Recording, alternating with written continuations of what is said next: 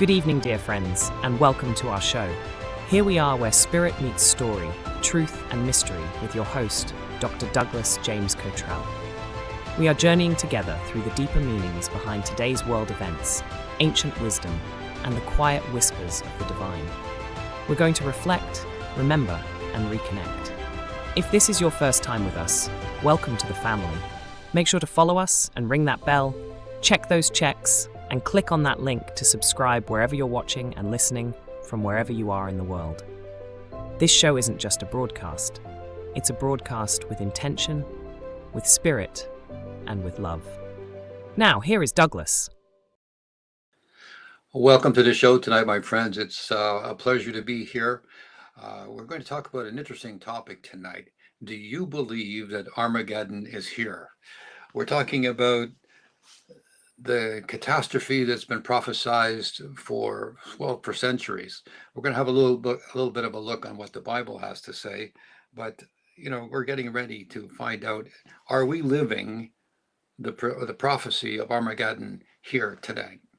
Tonight, we're going to ask that question that's echoed throughout history. Many people are asking that very same question today as they watch the news. Wars continue in the Middle East. Political tensions grow between nations. It seems like we're out of control. Energy prices rise. Gasoline's going through the roof. Oil prices are going high. The price of gold is over $5,000 and holding steady. Is it going to go to $6,000, or is it going to go to $4,000 first and then going to go to $7,000 or $8,000 or $10,000? Well, that's a possibility. When events feel chaotic, people often turn to ancient prophecies like Nostradamus or Edgar Cayce or myself or Ross Peterson and Paul Solomon. One of the most famous prophecies in the Bible is the prophecy of Armageddon. People are mentioning that now. Are we in the end times? Is the world changing so fast and headed towards what the four horsemen prophesies in the book, which is basically famine, war, destruction, and ultimately death? What do you think? I want to ask you that question, and you can tune in by asking or participating in the show by stating your opinion in the chat, and we'd love to hear from you, wherever you are in the world. The world, by the way, is often wondered about where the word Armageddon came from. It appears only once in the Bible. Revelation 16:16 says, "And they gathered them together to the place which in Hebrew is called Armageddon." Armageddon refers to a location, not a time. Har Megiddo, or the hill of Megiddo, a place in ancient Israel where many historical battles occurred. Because of this history, it became a symbol of the final battle between the forces of good and evil. Are we at that time? The book of Revelations describes this time as a great upheaval before the final confrontation. That's found in Matthew 24, verse 6-7. You will hear of wars and rumors of wars. Nation will rise against nations and kingdom against kingdom. And Revelation 6 describes the four famous horsemen, the pale or white, red, black, and I think it's white, representing death. Conquest, war, famine, and death. These are the symbols or stages that Armageddon is supposed to represent and go through. I believe we're in that pale horseman or white horseman, which is we have a chance. The first horseman has a chance to stop the onslaught of the other three, according to ancient prophecy. And that means that we need to change our ways rather quickly or directly. But here we are in the news today. The Israelis and American governments are, pardon the pun, hell-bent for leather to have war in the Middle East. And it is indeed taking place, even though there are many voices saying it's not a war, it's a skirmish, it's a bit of a disagreement. We haven't declared war yet, which of course is all camouflage. Pages in history were never meant to be literal predictions, but they were spiritual warnings about the conquests of human greed, violence, and pride. Are we living that history right here now today? I believe we are. Every generation that faces great uncertainty has wondered if it is living in the end times. Well, we have sort of proof, don't we? All the nations are gathering in the world. People are taking sides. People are providing military bases or they're providing weapons.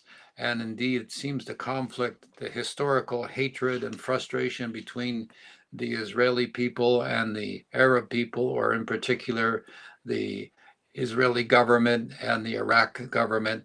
Are we looking at this as the firming up and the actual presentation of this great battle? Why is it happening? What's going on? What's the cause? What do you think? Let me know. Many people wondered at different times in history that they were living through the same circumstances that we find ourselves. The fall of the Roman Empire, when the Black Death hit Europe and England, the world wars when they occurred, and the Cold War in the 60s with nuclear crisis happening in Cuba, and when President Kennedy spoke up and stopped the Russians from locating missiles in Cuba, basically a huge threat to the USA. Every one of them thought that they were on the verge of nuclear crisis. When this wars intensify in the Middle East, our region deeply tied to biblical history, it naturally reminds us of these prophecies, the four horsemen, the end times, a time where the great judgment is going to occur, when the 144 will rise up and be welcomed into heaven above. But there is a deeper message. It is not simply about destruction. This deeper message is about transformation. Transformation. The world always goes through times of great difficulty. We know that. You live long enough, you'll see in your generation that there have been ups and downs, there have been crises, there have been plagues. COVID was just a few years ago. Remember, 5 or 6 years ago, we were going through this earth-changing experience of going through this plague that surrounded the world. That was tied into the Mayan calendar. People were looking for the world to change in 2023, but rather in December 23rd in 2020, I believe it was. But now it happened a little bit later. It took time for it to develop into what was a plague around the world. And certainly people could say that was perhaps a time of great transformation because the world changed that day. The world changed in that year. And the Mayan calendar said the world was going to change in one day. I might have had the date wrong there, my friends, but the point is that it did change. In that 1 year, the world is never, ever going to be the same as it was then. It has changed today. But here we are today. Turn on the news, whatever you're looking at as your source of news, whether you think that the regular media is covering things up and you have your special websites for those enablers or those communicators of what's going on. Look at what's going on. Never mind the verbiage. Look at what's going on. There has been, in my opinion, an unnecessary war in the Middle East.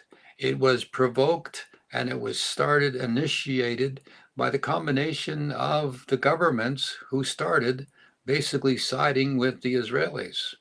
I'm not taking sides. I'm saying it was a preemptive strike. The Americans attacked these countries in the Middle East. There was no attack. There was negotiations taking place. There were talks about how to prevent Iran from having a nuclear weapon or to have enrichment process to make dirty bombs, but it never actually occurred. Just the threats, the rumors of war were enough to start a monumental attack against Iraq. Now, good, bad, or indifferent, not my opinion to say, but as we look at this time where we're going forward, the world is changing. It's changing right now. You know, the secret weapon of Iran and the Middle East people is they have the valve. It shuts off the flow of oil. And what happens to the world's economy? Oh my God, it's changed. The price of oil affects every industry.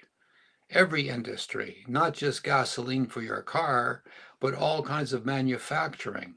And someone, somehow, it's been found out, or somebody has pulled the trigger and shut off the valve when things happen in all areas of the world, in particular, starting from Venezuela. The Cuban people are starving for oil, their economy is collapsing. In the Middle East, the same is going on. There's bombing of a refinery. There is the shutting off of the flow of oil through shipping through the Strait of Hormuz, and this is stopping us cold in our tracks, is it not? It's a struggle, is it not? Many theologians interpret Armageddon not only as a physical war, but as a spiritual battle. And here on the Soul Report Live, that's the tact we're taking. This is a struggle between your fear and your faith, between power and compassion, between greed and justice, ending up in destruction and then, of course, renewal. You know, the yin and yang, the alpha and omega. This is the time the Bible ultimately ends not with destruction, but with hope. For instance, in Revelation 21, it states, "And I saw a new heaven and a new earth, and God shall wipe away every tear from their eyes." So even in the darkest prophecy, the message is ultimately one of renewal. I believe there is cause and effect for everything. I don't believe there's coincidence or chance. I believe there are paths and circumstances that we take in our life that at the moment in time, it's like looking at your hand up close. You cannot see the rest of your hand. You can only see the moment. But as time goes by, you get to see the bigger picture and you understand more.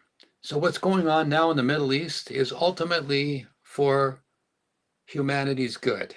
But right now, it's not. 175 children lost their lives in a moment when a bomb came into their school in Iran, I mean. And what happened? No one took responsibility. The blame game was on the other opposing forces. It was their inaccuracy. It wasn't our bomb. We have accurate bombs. We're just killing people in small places, a dozen or two at a time. Where's the compassion? Where is the compassion? I'll bet you, I'm not going to do this, but I can say, I'll wager you that a lot of the people at the top of the economic structure who saw this coming, who were on the inside, they knew that there was going to be a war, an attack, or bombing of Iran. They were long the markets for oil, and they still are. Today, there was a big turnaround when a word came from the president that he thought the war is, enough. It's concluding, or something to that effect. And the price of oil dropped, the price of gold went up, and the markets took off after 5 to 6, 7, 800-point drops every day for the last several days. In a moment, everything changed and turned around. What does that tell you? In a moment. Well, there are people on the inside who know what's going to be said. I'm being cynical here now, but I suspect that power and compassion balance we're talking about can migrate to greed and justice. Are people carrying on this situation of this battle for greed, or are they doing it for justice? Well, I'll tell you this, to try to change the regime in Iran is, well, mucho impossible. It just cannot be. Oz is going to show you a graphic coming up here in a few moments of the parliamentary system in Iran and the multiple layers. The supreme being, or the supreme ruler, I should say, is in charge emphatically. Here it is. You have the supreme leader. You have 3 undercurrents or supports that are supposed to watch over the supreme leader, the president, the judiciary, and the parliament. And then as a second backup, there is the Expediency Council, the Guardian Council, and the Assembly of Experts. Now, if you're looking at this chart, those dots are seats in the Expediency Council. There's seats in the Guardian Council. There's seats in the Assembly of Experts. Look at that. And they all go back to the Supreme Leader. The presidency and judiciary and parliamentary seats, or individuals, I should say, are just that. They're subordinate to the supreme leader. And all the way, look at that way the government is set up in Iran. We didn't understand that. We don't know that. It's not a parliamentary system like the British Empire in Canada. It's not a republic like America, where you have the president, the Senate, and the House. Look at that structure. How can we possibly assume to annihilate all those people to have a regime change? It cannot. So the idea of being able to pick and choose a new leadership for a country that's well established, for a country that has such a structure, and fanatically these people believe in their structure. The lower people at the end, at the bottom, I should say, these are the people that are suffering. The people at the lowest end of the social standing in Iran are the ones that are poor. They have no power, and they are certainly outside the influence and privileged of the leadership, or the privileged in the organization, the elite, shall we call them.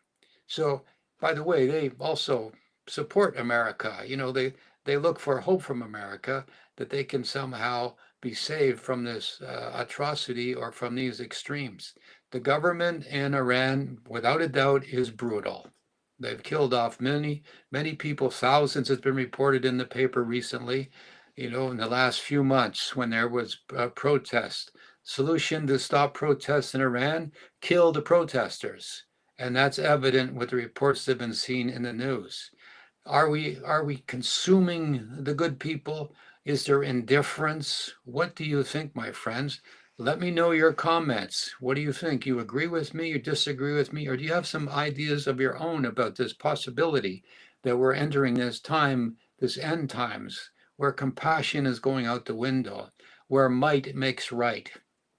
And if you protest, or if you want to object, the answer that you get from the oppressive people, wherever they are in the world, is you're incarcerated, you're shipped out of the country, or you're executed. This is serious, serious time. But as we look out the window here in the West, we're okay. But it's pinching our pocketbook. Gas prices in particular, over $8 in California. Across the nation, it's almost $4, $3.50 to 80 cents on an average. That's hurting your pocketbook, and that's when you're taking notice of the suffering, and not only the suffering of the people there, but the suffering is taking place nation to nation. Many countries depend on oil. Oh my God, where's all those critics that are talking about free energy, like electrical energy and solar power and wind power? Where are they now? I'll bet you they're planning to get themselves a generator of some sort that depends not on oil or gasoline. The point being is that wherever you are, we're going through this time of extremes. Remember, this war in Iran came out of nowhere. I'm saying that in a broad brush sort of view. There's always been rumblings between the Israeli government. President Netanyahu has said for 47 years he's been waiting for this time to get a cooperative president of the United States to back him up. Remember, America used to be the policeman of the world. It used to be the safe haven for democracies. It used to be the measure that when somebody started to get over that line and started to take advantage of their people, when there was Herzegovina, and when we had that in Bosnia, had that atrocities, it was President Clinton that stepped in with aerial photography and did something that stopped the atrocities of genocide in the country. Why do we do this? What makes us so indifferent to people? What's going on? Let us know. Oz, you have a question. Well, Samson from Facebook is saying, he's echoing the same thoughts. He says, where's the compassion for the people who are even stuck, in the Middle East and can't get home? And he says this takes him back to the 70s, to Vietnam. All they heard about was the war in the same kind of dramatic situation. And many people at home just go through their normal daily lives, without thinking about it. Well, I would add to that that they don't want to think about it. They want to turn a blind eye. I don't want to get involved. Not my problem. As some people say, not my monkey, not my circus. Well, you're a part of this planet, each and every one of you. And that is a really good question. Where's the compassion? Where was the planning to get Americans out of the Middle East? Well, there was none. And then all of a sudden it's on the hurry up. And then all of a sudden it's kind of, oh, we've lost a few lives. Let's pay attention. American service personnel, God bless them for their service, and God bless them that they paid the ultimate price. But there was no planning. It seems to be that way. There was no compassion. It seems to be that there's an expectation that even more lives are going to be lost. There's a report of America starting a draft again. I think the Secretary of Defense, aka War, is planning that. Why? What's in their minds? Escalation, negotiation, or consideration? Doesn't seem like it. I remember the Vietnam War, and there was daily news of what was going on in Vietnam, and the cameras were there. And only when the people could turn on the TV, the good folks at home, and watch their sons and daughters being, I'm going to say, sacrificed, that's when there was huge protests in the world, in America, and it somewhat put pressure on the presidents and the powers that be to stop the slaughter of innocent people and the end of the Vietnam War. America's not done too well in winning wars. They're very good at starting them, but they're not too good at ending them. The Second World War, I've got to compliment. It was America's intervention towards the last part of the war that stopped the war, the Second World War. And then there was the Korean issue. We need to look at this as the never-ending war, and we have to stop this. This is up to you, my friends. Protests work, but pay attention. That caller that mentioned that, where is the compassion, even for the people to get out of the country? Poor planning shows indifference, shows lack of wisdom, lack of military skill, and shows that this particular time may be haphazard. My opinion, is that your opinion? Another question, Oz. Yeah, Sybil from YouTube is asking, how much longer do Cubans have to wait before they get relief? Think it'll be a Good, while? good question. This is somebody's going to call it collateral damage. I hate those words. I don't really hate them. I dislike them intensely. It shows such indifference. When is Cuba going to be given oil? Well, the meanies, the nasty people who have the power to let them have oil, they're holding it back on purpose. There was even a report that the president said Cuba's next. They want to change the regime there. Who gave these people in our present world the power to change governments? Remember, as we pointed out with Oz showed in that parliamentary structure, there are thousands and thousands of people who want what they have now, the supreme leader. They don't want anything different. They don't want a new democracy. They don't want a different political system. It's theirs, and it has been going on for 3 generations now. They're not going to change. They're in power, and they've got their hands around the throat of the world with oil. What's going to happen if all of a sudden all the Middle Eastern nations, by hook or by crook or by force, okay, stop, we're not sending the West any more oil? The price of oil is going to go through the roof, $150 a gallon. And by the way, the president and the enablers don't control the price of oil.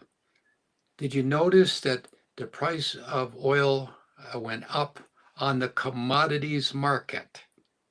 The commodities. That's where speculators trade. The oil in the reserves, the pipelines in transit in the tankers, that was all paid for by people who bought oil in the futures. In other words, April, May oil has already been bought and paid for. The spot market is where it actually is given. The real product is given or shipped to where it's supposed to be. But however, the price of oil and gasoline went up immediately. How can that be? People were paying for the gasoline in the future, not today, but the price of gasoline went up immediately, which means greed is taking effect. So as we look at this, why are people being so mean to those in Cuba or other places, the smaller countries, the medium-sized or small countries? Why are they doing this? We'll have to ask the powers that be, but we can speculate. They're doing it because they're trying to be let's call disruptive. They're being mean. It's cruel. What happens to hospitals when they run out of power? What happens to ambulances when they don't have gasoline? What happens to fire trucks and vehicles when they don't have gasoline to attend to fires? All of that by people who are wise in government know that these things are happening. Even your enemy needs a fire department. They need a policeman. They need a doctor. They need those things that are helpful to people.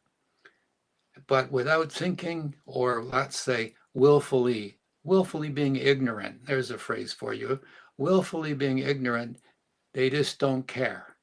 And they're not attempting to look out for their neighbor. This is contradictory to Scripture. The Christ gave us two rules, one to love God with all our heart, and the other to love our neighbor as ourselves. Whatever our neighbor's skin color was, whatever their religious views, whatever their social standing, wherever they are in the world, we are supposed to love them. In other words, be moral and compassionate about them. This is not being done.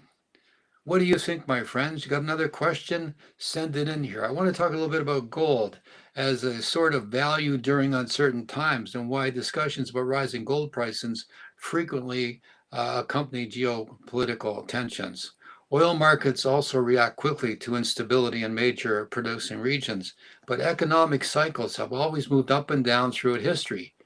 Not too long ago, periods of tension were followed by stabilizing and rebuilding. You think about that. So I ask, are we living in Armageddon? That is the question many are asking tonight. Many are thinking and contemplating this. Are you giving up?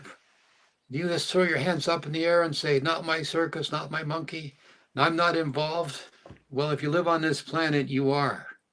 If you're in the Southern Hemisphere, maybe you can get away with it. Australia, South America, something like that. In Hawaii, it's not going to affect you. But I had a vision just this morning that something's going to happen to the Pacific Ring of Fire. That is to say, that's that imaginary circle, a ring that goes around from Japan to Russia to North America, South America, and touches upon the south to Antarctica, and it goes back again to the Far East. Something's going to happen. I saw a ring on a bowl, and I saw the bottom falling out of it. There is going to be upheaval in the Pacific, specifically the Ring of Fire. It's going to affect Japan more than anything else, I believe. I had that vision this morning. You see, we're interconnected. When you're dropping bombs on one part of the world, and you think about this, Iran is full of gas and oil, and it has been, and the surrounding countries as well, the 14 countries that are oil producers there. What happens if one of those bombs goes down and starts a huge fire under the surface of the earth, under the strata, and ignites the gas and oil that's sitting there? Will it ever go out? No. Will it blow a huge hole in the earth, in the crust? Perhaps. Who's thinking about this? I ask you, is anyone? A long time ago, there was a client from Iran who had a dream or a vision and asked me about it. And in this dream or vision, she looked outside of her building and there was a crack in the earth. And in the crack, in the crevasse, she saw it was burning. It was burning underground. And that's where this comment comes from now. Is that going to take place? What would happen if we didn't have any gasoline or oil tomorrow? Oh my God, is anybody thinking of the possibility? Not on your life. Those people at the top are just betting long on oil and gas, West Texas crude oil, sweet oil, whatever it's called. They're just enjoying the millions of dollars they're making on the price of oil and gasoline going up. Do they care? I don't know. We'll have to ask them. What do you think? Oz, another question. Yes. The question is it possible to have both worlds where one is at war and another is at peace? Apparently it is, depending on your geographical location. Not necessarily a world, but remember, this is, my friends, this is a world of duality. This is how it's supposed to be. Somewhere the two extremes of war and love or peace, they're supposed to come together so that we can learn how to love each other. Not necessarily like each other, but learn to be moral with each other. That's what love thy neighbor means, is to be just and moral. You don't have to like your neighbor. You can disagree with your neighbor, but you ought not to attack or cause harm to your neighbor willfully. Is it possible? Is up and down possible at the same time? Okay, let me show you. If this is down or ground level and this is up, what's this called? More up? What's this called when you go the other way? Is it down? Is it more down? You see, it's all relative to your thinking. So is it possible? I got to say no.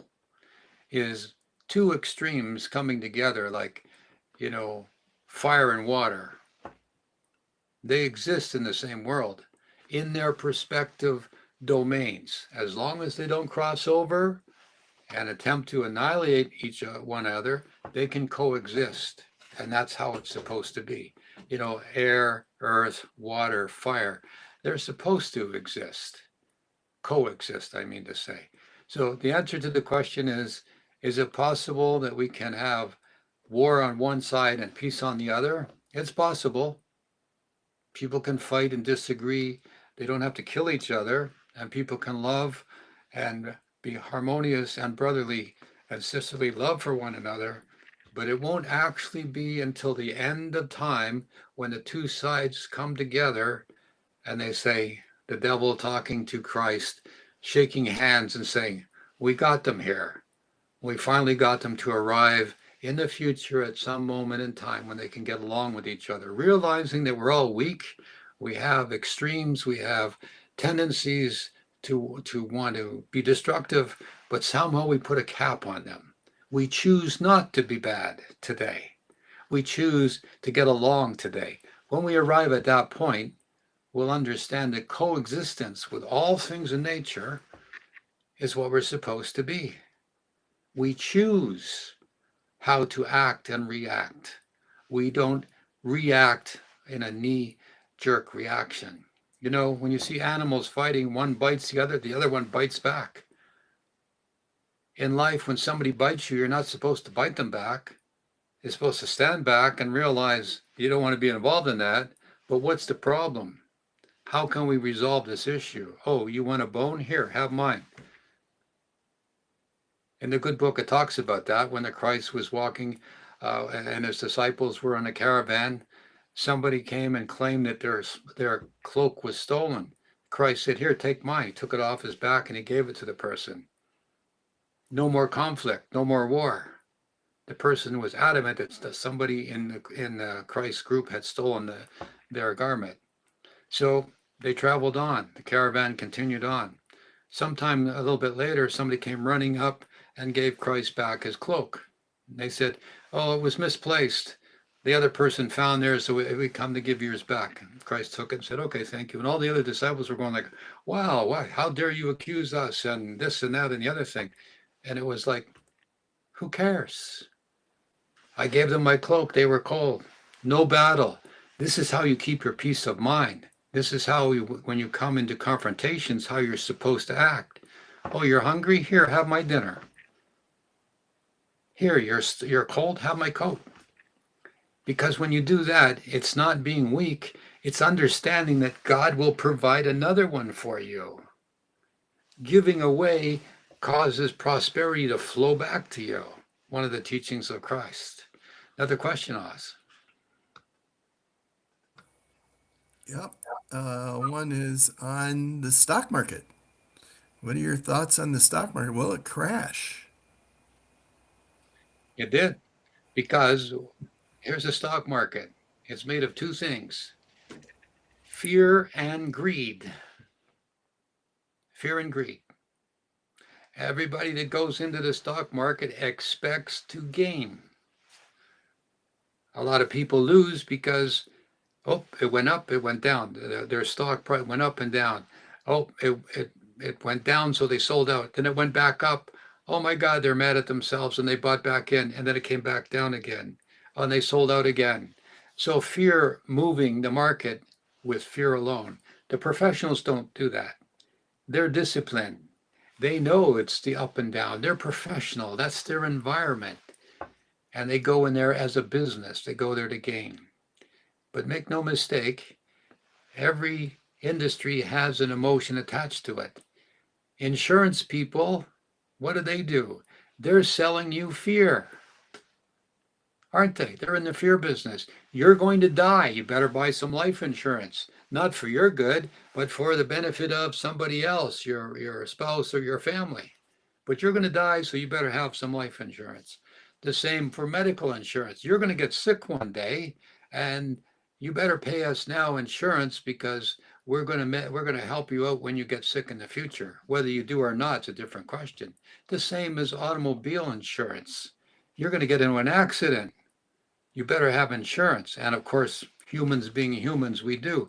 But the point is, it's fear. Some might say, no, it's not, Douglas. It's just being careful. It's being prudent. That too. Because there are people out there that, well, they need driving instruction a lot more than they get. People make mistakes. A policeman once said, there's a lot of good drivers out there. The reason they get in mistakes is because they get distracted. That means they're looking out the window. That means they're combing their hair. That means they're texting. They're distracted. And because they're in their comfort zone, they let their guard down. And that's when the bad things happen. Anyway, back to the point. So as we go through this time about stock markets, I've predicted stock markets going up. I've predicted stock markets going down. I've predicted commodities going up and down. You can too, my friends. By using your dreams, you'll be able to have a dream to know that if you're going to invest in the stock market, what to invest in, something that is fundamentally the same pattern. If you have an interest in metals, or you have an interest in groceries, you have an interest in wood products, you have an affinity is the word I'm looking for, you will know if they're going to go up and down in value. And then you have to teach yourself how to invest in that marketplace, because it has rules, as all operations in the world have. They have rules, and you cannot just walk into the stock market and expect to be successful. You can have beginner's luck, that's true. But as you seek out a mentor, as you become familiar, as Mr. Buffett had to say, Warren Buffett, if you know how to balance or how to handle stocks, you can increase and gain. Now, is it wrong to seek to have gain and prosperity? No, it's just to understand fear and greed, and you temper them between yourself, and so you're not greedy. You know the stock's going to go up, it goes up, you take your 50% or 20% and gain, and you leave some for the next person. You don't try to get 99% of that move and then dump the stock on somebody else who's going to lose, because there's always two sides to a trade, the seller, the buyer, and they're betting against each other. The seller thinks it's going to go down, the buyer thinks it's going to go up. So being able to temper yourself and saying, okay, I've got my 25%. That's enough for me. I'm stepping aside. Let somebody else who I'm going to sell my stock to, let them gain if they think there's a little more. This is the way you avoid the extremes of greed and fear, and you basically learn how to handle your emotions. But again, the basis of markets, the stock markets, the commodities markets is, I'm talking now for speculators, is greed and fear. You can overcome this by putting limits on your desires, having moral rules, and you'll do well. Okay, there's a 15% rule. If it goes up 15%, you sell it. It comes back down, you buy it back, whatever it happens to be. This is how you're earning a living in those marketplaces. There's nothing wrong with them. Matter of fact, I've done well myself in previous times, and it's okay to learn how to do that. But it takes a learning curve, an effort, a desire, and desires are good as long as they're not extreme. Next question, Oz.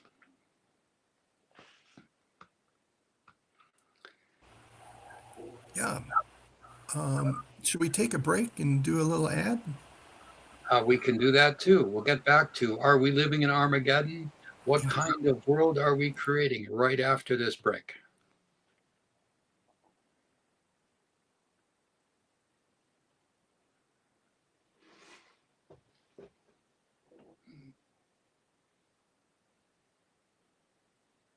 What kind of Are world? you searching for clarity, wisdom, and a deeper understanding of the spiritual world around you? Meet Douglas James Cottrell, PhD, a visionary author and teacher who's helped countless people transform their lives. His books are a gateway to profound insights, offering guidance, inspiration, and the tools you need to unlock your full potential. From unlocking your intuition to discovering spiritual truths, Douglas's books are your trusted companions on the path to personal growth. Don't wait. Start your journey today. Visit his website douglasjamescottrell.com to explore and purchase his life-changing work. Your next breakthrough is just a page away. And we're back. I'm your host, Dr. Douglas James Cottrell. Oz is here with me, and we're taking your questions from the audience tonight. Armageddon, questions you might want to ask. Do you believe we are living in prophetic times? Do ancient prophecies still apply to our modern world? Are today's conflicts spiritual battles as well as political ones? What do you think? What role should faith play during times of global uncertainty? Does fear help us prepare, or does hope guide us better? What do you think? Another question, Oz. Yeah, from Celtic Seer on YouTube, they're asking, will we manage to avoid World War II? 3. 3. We, I, I missed one of them. we did manage to live World War II. That was just before my time. Anyway, my father was in the service. He was in the Royal Canadian Air Force. God bless him. I had my uncle Barker, and was also, he was wounded in Italy. So will we survive World War III? Yes, we will, but the world is going to change. The world is never going to be the same after what's going on right now. Think of all the hot spots and wars that are going on. What happened to Russia and the Ukraine?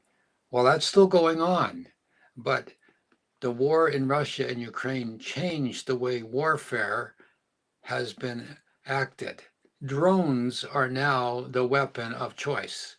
Missiles, those Tomahawk missiles that they talk about, like they're peanut missiles they're $2 million a piece. And when you see them going and bombing up a truck or bombing up something small, you got to say, was that a fair trade? $2 million to blow up a $20,000 truck. So the idea is that as we start to look around and see what's changing, the war in Russia, and it's been 4 years now, by the way, my folks, my, how time flies. It's been 4 years since Russia invaded Ukraine. And somehow the Ukraine people are still hanging on. It could have been resolved perhaps by people who wanted to resolve the conflict, but that's a question for a different day. The thing in Venezuela, look what happened. The leader was deposed, and all of a sudden the oil industry was seized. Oil tankers were commandeered. Military escorts were happening. People in rowboats and speedboats were bombed with a Tomahawk missile, 5 or 6 or 10 people at a time murdered. For what? Because they were suspected of being carriers of drugs. Well, there's already a whole system called the Coast Guard, and those people weren't guilty of anything. They were just suspected, and yet they paid the price of being murdered while they were shooting across water. Maybe they were bad guys. I don't know. But we've gone from that to what's going on in the atrocities in Africa. We've seen things in faraway places where the ISIS people in Africa are now murdering, decapitating children. We've seen flare-ups all over the world, tensions between Taiwan and China. You know, it wouldn't be a surprise if China was to simply walk into Taiwan. After all, Taiwan's part of China, just a different society. I'm not saying there's atrocities there. I'm just saying it would be the time at hand for these atrocities or for these things to happen as they are throughout the world. North Korea has not stood down from its tendencies of being a suppressive government. We look at the battles going on, even the Western friendly, countries where there are, let's say, roughing the feathers of different people. The Epstein files, that's changed the way the world has thought.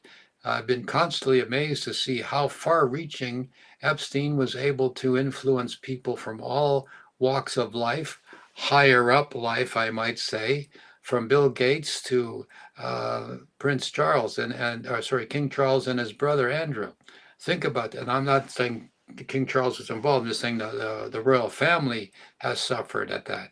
Different people in different places, and it's still going on right now, where this conflict is extending throughout the world. So the question is, there's still wars going on in places that's kind of subdued in the nature of the press. But look what's happening in the Middle East now with this oppressive regime that just killed thousands of people in Iran, is now at war and holding its own. It's holding its own. If the governments want to send boots on the ground in there, it will be a catastrophe. These are people who defend their country as vigorously as you would be defending your country. Remember, the Bible says, put yourself in the other person's perspective. Treat your neighbor as you want to be treated. What would you feel like if there was a force showing up in Washington who wanted to change the way the government regime or government acted? What would you do? You'd fight tooth and nail to stop it. Well, not only is that going on in Iran, these are fanatical people that have sworn oaths to God that they will protect their Ayatollah, their supreme government, their religious leader, the same as anywhere in the world. So getting back to the point, there are wars going on all over the world right now. People are so angry. There are teenagers shooting other teenagers, stabbing them. It's in the news every day.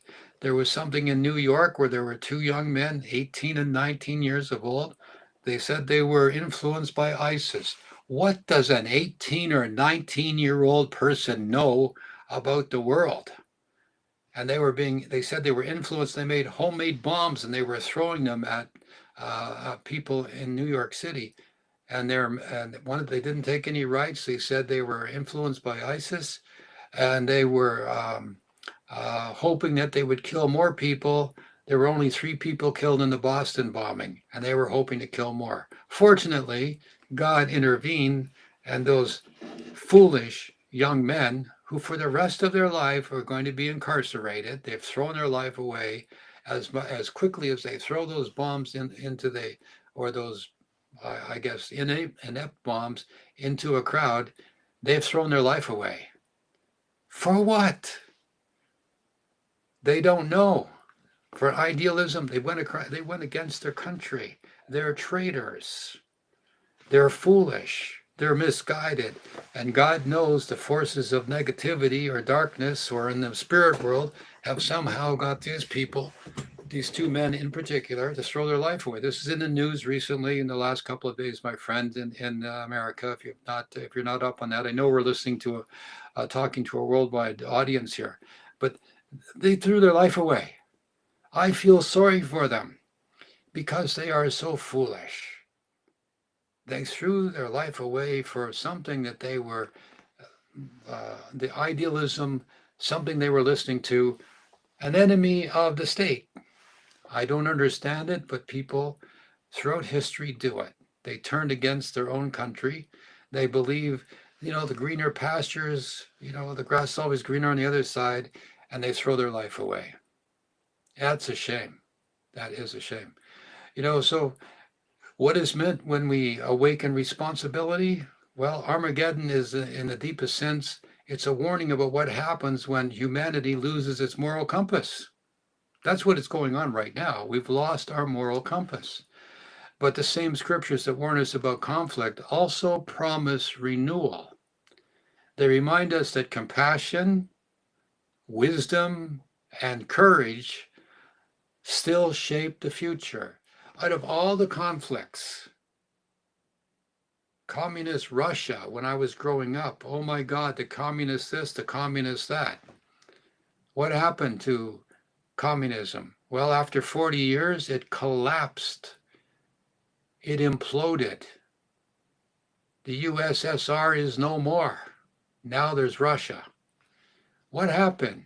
Well, negativity cannot stand by itself. It has no footing, no foundation. It's based on human emotion like greed, envy, pride, selfishness, greed, and I can't stand. Love is the only emotion. Morality, brotherly love, sisterly love, morality and balance, taking care of each other, helping the poor, helping the infirm, helping the handicapped, helping little children that have handicaps. This is what sustains us. This is our badge of courage. This is how we become human beings. Anything less than that, and you're not a human being. You're something different. Perhaps we should ask a more powerful question. What kind of world are we choosing to build tomorrow? Don't be shy. Don't turn away. Don't be violent. May your protests be like Mahatma Gandhi, peaceful, with a handful of salt. That man changed the world. The British Empire crumbled because of his peaceful protest. And the British government had to give up part of its empire. Matter of fact, a huge part in India. It was something that was built on, again, the process of immorality, of indifference, of taking advantage of the poor. And the British Empire dissolved itself. It still exists in its remnants form, but remember, as always, a handful of salt, Mahatma Gandhi preaching peaceful protest won the day. Now, he did have to go on some starvation situations where he refused to eat when his side and his people got out of line, but nobody wanted the karma of killing the great Mahatma, and so they went back to choosing peace over violence. Even though there was hatred, there was grief, there were atrocities on both sides, they learned to forgive and possibly forget. But he did it with a handful of salt. Check out his biography. So the people that we're living with today, it's the choices we make right now. And if we understand that, here's something else from my amigo. This is the AI 2 minutes of soul wisdom. This is directly from AI. Here it goes, quote, "Friends, if tonight's topic makes you uneasy, remember this. Human beings have believed the end of the world was near many times before. Wars, plagues, political upheavals, natural disasters, every generation eventually faces moments that feel overwhelming. But here is a quiet truth that history teaches us. The world rarely ends. Instead, it changes. Civilizations pass through cycles, tension, conflict, correction, and renewal. When people read prophecies about Armageddon, they often focus on the destruction. But many spiritual leaders remind us, as we're doing here tonight in the Soul Report Live, that the deeper meaning of those texts is not destruction, it is transformation. Armageddon, in its spiritual sense, represents the battle between the lower instincts of humanity and its higher wisdom. Fear versus compassion, greed versus fairness, violence versus understanding. And that battle does not happen only on distant battlefields. It happens inside every human heart. So perhaps the question is not whether Armageddon is happening somewhere in the world. The real question is this: which side of that inner battle are we strengthening? Every time someone chooses patience instead of anger, kindness instead of cruelty, truth instead of deception, the better future wins a little more ground. So tonight, do not let the word Armageddon frighten you. Instead, let it remind you that the future of the world is shaped not only by government and armies, but by the character of ordinary people, just like you. And it signs off, and that includes you. That's tonight's advice from my amigo. That's the name I call my AI. So how about that, my friends? What do you think of that? You think AI has wisdom for us? Let me know. Another question on us. We have a few more minutes in the show. Yeah, got a question here from Honda Cat on YouTube, who wants to know if there's any updates on the hollower from your book. I'm hollering tonight. I was just thinking about that prediction about the hollower. It could be me. Hollering tonight. Here I am. I'm giving you my 2 cents worth. Yeah, it's coming. It's the time for the hollower to come by. That people who don't know. Years ago, I predicted there would be coming a voice of hope in the world. Some people think it's me. Some people it's a yet an undisclosed person. But I think the hollower is not far away from being a public figure. Thank you for that reminder. Thank you that that was a good question and a little bit nostalgic there. Another question. Yeah, she sent a sunny face, or he. I'm sorry, I don't know. Let's see. So, the question here from Celtic Seer. So, are you saying that these wars, how much longer will these flashpoints linger? 2028 begins to turn the tide. By 2030, we'll sort of be getting back on track. And somewhere between 2030 and 2033, we're going to be back to normal. So I'm predicting for the next 4 to 7 years, we're going to go through these flashpoints. We're going to go through these times of extremes.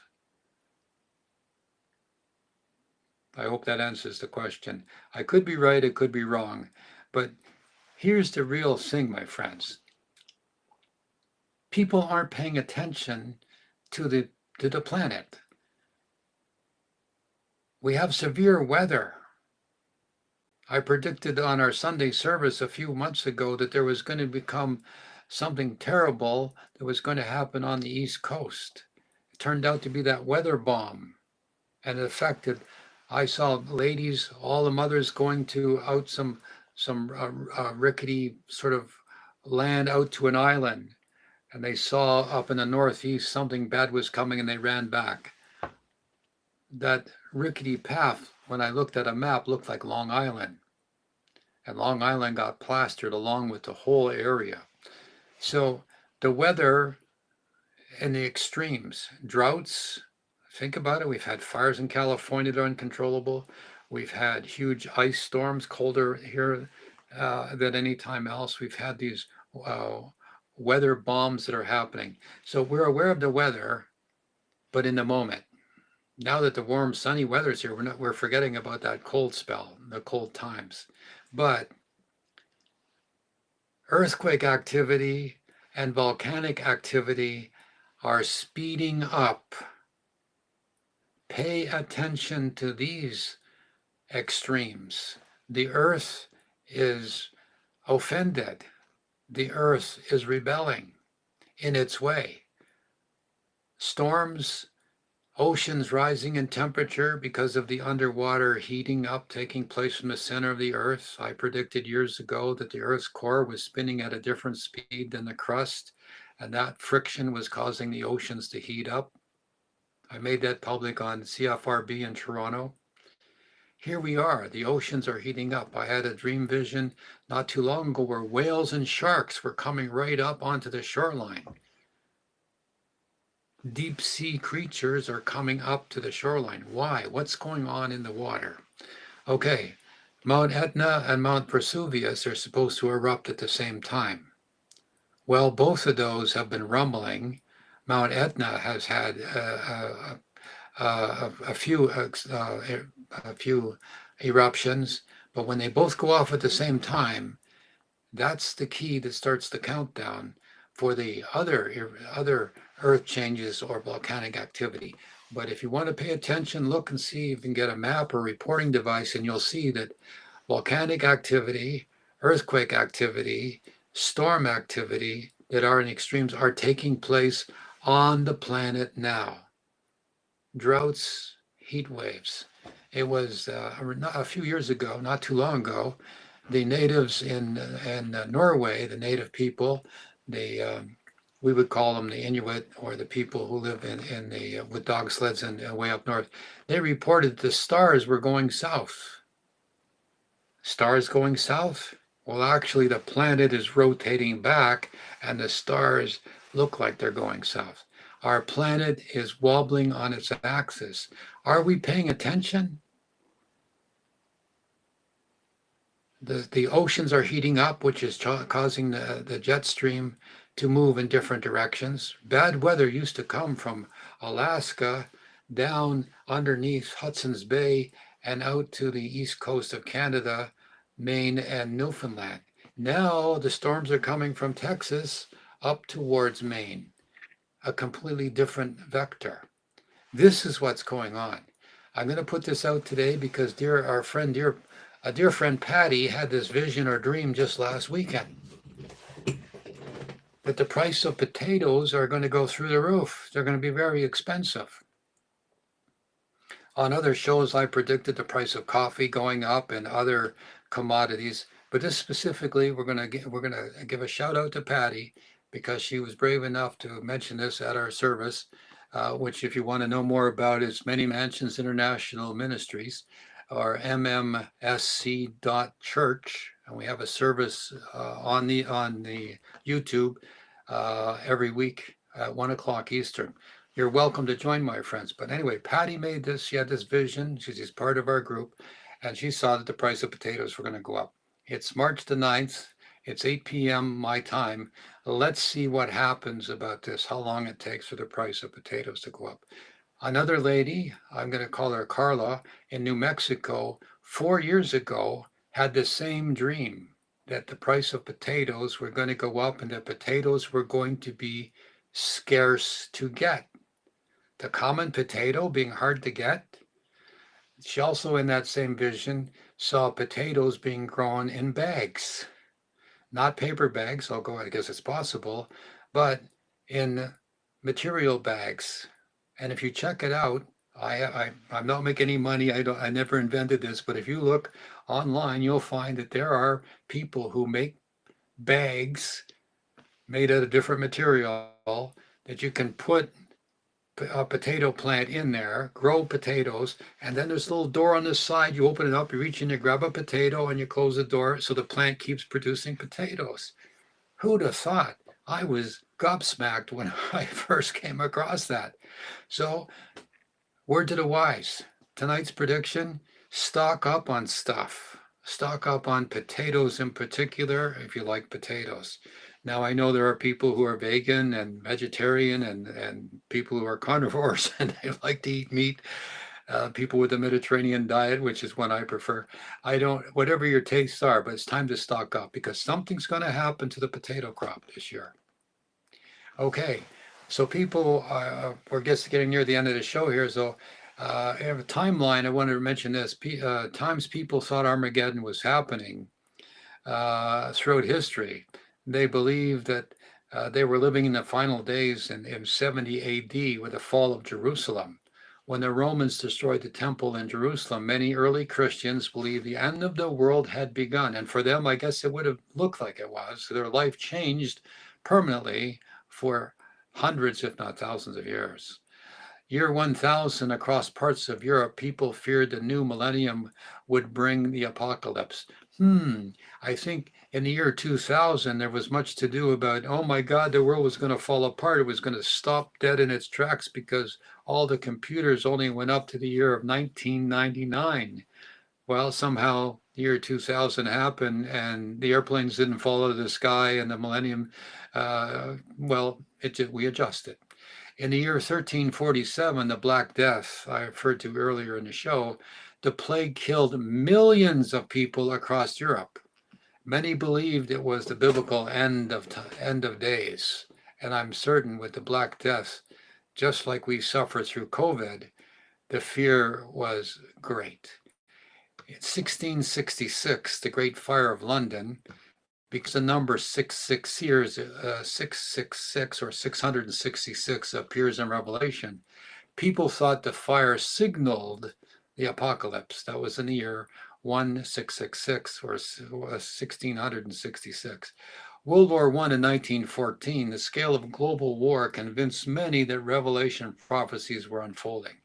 I mean, never before in the world did we have a world war where all of the planet were involved somehow, except maybe for those faraway islands where people lived in mud huts. They didn't have any idea that there was a world war on.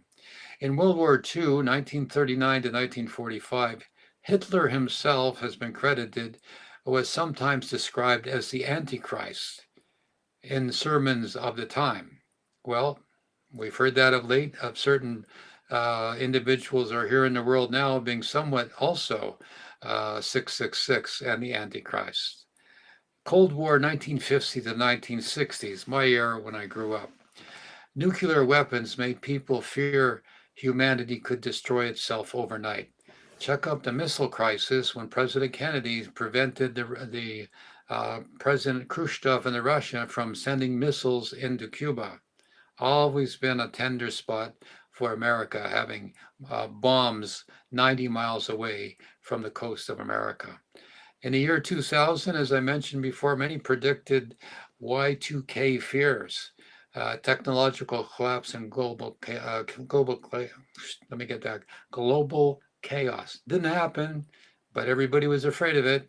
People were sending their data to India on disk to have it transcribed digitally so that they could get up to the year and then not be suffering data losses back in the day. Today, once again, global tensions lead people to revisit ancient prophecies. We're doing that tonight. History shows something different, which is most important. And that is this, my friends. Humanity repeatedly survives moments that feel like it's the end. What do you think? Are you a survivor? What do you think? Can you get by this time? You can. But like the Boy Scouts model, be prepared. Be prepared. If you have a dream that you need more coffee, go buy some extra coffee, maybe enough to at least last you for 6 months or longer. I had a dream, I mentioned this to Dream Vision not long ago, the price of coffee was going up. I don't drink much coffee, but I got 10 canisters of coffee. Maybe I could trade it with other ones. You have to be practical with prophecy. I'm a practical Christian. I was baptized as a Christian. I live in the West as a Christian, and the Messiah was prophesied in all the world's ancient religions that an individual was coming into the world that would change the world, would overcome evil, and show us the path that we could follow so that we're not consumed by evil, that we allow more light in our life. And the 2 commandments he gave was to love God with all your heart. In other words, be respectful. Know that God is providing everything, therefore be grateful for every breath you take, for every time you live a day, for every event that happens. Be grateful. Some are not so nice. They're bitter pills to swallow, but they're good medicine to cure the disease, ego, pride, etc. Be grateful to God Almighty and love God in that way. And the second and most important practical way to develop or follow in the footsteps of the Messiah is to love your neighbors as you would love yourself. And again, it doesn't mean you have to like them, but to be morally just with them, to put yourself in their situation, put yourself in their shoes. There's a proverb that says, you want to know your enemies, walk 1,000 steps in their footsteps, take 1,000 steps in their life, and you'll come to understand and like them. The best way to overcome an enemy, make them your friend. I think that's Abraham Lincoln said that. Fear does not, it's not the motive that people should be engaged in. Fear is becoming, or rather humanity is becoming more peaceful rather than more dangerous. Now you have to have respect. You have to be prudent. You have to be balanced. But to be simply kind to people is a way of being loving to your neighbor. Remember, they're not the same color. They don't believe the same way you believe. They have different customs. They like different foods. They have different ways they relate to their families, to their tribes, to their clans, to their villages. But one thing I found in traveling the world is the cliches are the same. Mas o menos, more or less, come see, come som. Different languages meaning the same thing. So what gives you hope when the world events feel chaotic? Sit down. Where are you today? Don't worry about tomorrow or next week. Be prepared for tomorrow and for next week. But where are you today? You're safe right now. Wherever you are in the world listening to my voice, if you're not in a place where there's conflict, where there's death, where there's war, you're safe. And if those people, wherever they are living in those conditions, know that there is at least a group of people here who are praying for your welfare, we pray to God Almighty that the leaders will have wisdom and morality, and they will take their responsibility for looking after their charges, their communities, the people that they have authority over. And we pray they will be wise, because if they are not, and because if they take advantage, and because if they're indifferent, and they do not take care of the people they're in charge or have authority over, woe be to them. Because what they're putting out, their indifference, their cruelty, their death, it's going to come back to them and their families and all that they hold dear. This is the spiritual law. It's not punishment. It's cause and effect. One of my favorite tools that I use for sermons is a boomerang. I have a double-edged sword, and I also have a tuning fork. The tuning fork to be in tune with God Almighty. The double-edged sword means your tongue cuts both ways. Watch what you say. Your tongue is the steering rudder of your ship or life. And the boomerang, what you do, good thoughts, good words, good deeds, you're throwing out, they come right back. Better to throw up kindness, don't you think? So this is tonight's show. We're happy that you're here tonight. Thank you, Oz, for taking care of the production of the show. This is Jack Balick as co-producer with myself. I'm your host, Dr. Douglas James Cottrell. I want to wish you the absolute best. I want this word of hope to get out there. And maybe this is the beginning of the hollerer, because I've been hollering here tonight. If you like the show, if you like what I've done, please subscribe. And by the way, we're going to move to a new platform. Next week, we'll have a new platform. We won't be using the Riverside one we're on tonight, but you should be able to find us without any trouble by logging in to the YouTube Sean. We'll have more exciting guests coming up. We have 3 or 4 guests already. I'm going to say desiring to be on this show. They've been on my show, The Global Village, before, and they like our platform.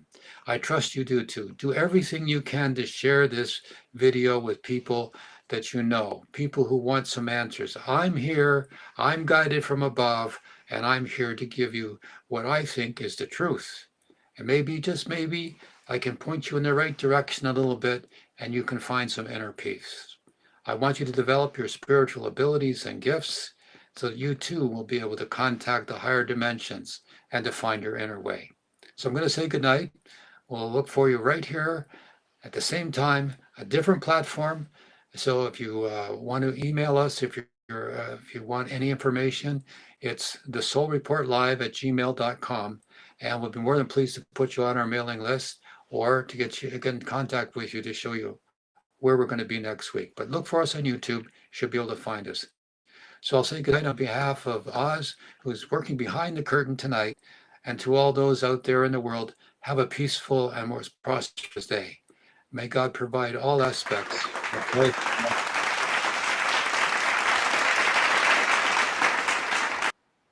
And thank you to the audience, that wherever we might be. We appreciate that. Okay, thank you, my friends. Oh, by the way, there's my books behind. I'll give a little commercial thing, douglasjamescottrell.com. Okay, good night, my friends. See you next week.